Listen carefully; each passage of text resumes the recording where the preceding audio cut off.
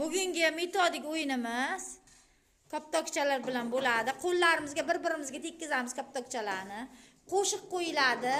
Qo'shiq davomida qo'shiqni ham aytib, koptokchalarni aylantiramiz. Qo'shiq to'xtagan vaqtda koptokcha kimni qo'lida qolsa, o'sha o'quvchi g'olib bo'ladi. Ketdik.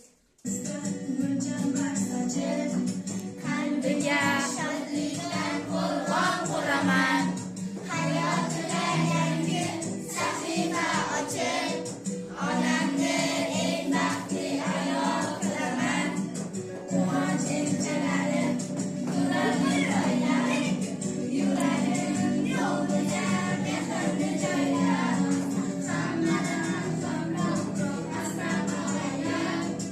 Onamni eng baxtli ayol qilaman.